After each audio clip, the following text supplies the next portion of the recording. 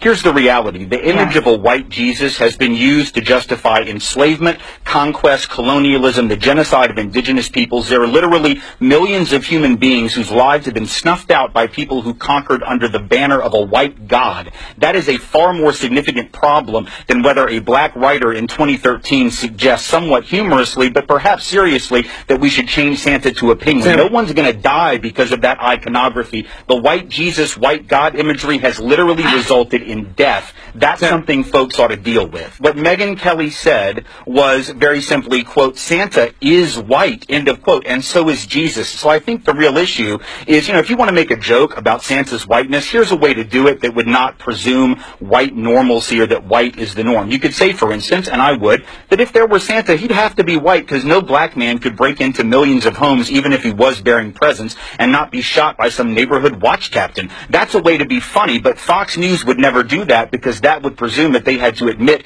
racial profiling and racism were real. So there's that. I think the real issue is that she made a statement of fact, not for her own opinion, but fact. There's a difference between believing in Santa and believing in Jesus or the Buddha. Buddha did not come from Kansas. Jesus was not born in a manger in central Pennsylvania. He was a man of color, and the fact that we have represented him for centuries, literally as a white man, speaks to the entire history of white supremacy. We can act like it didn't happen. We can make it the punchline of a joke, but the reality is this iconography, Jesus more so than Santa, I agree with Mel here, Jesus more so than Santa is a real problem. There's a reason we've represented these icons as white. It's not a coincidence that we've done that. Okay. Do you think there's something inherently wrong? I understand you saying that a white Jesus has been used to do horrible things, but here's the difference. And Reza is right.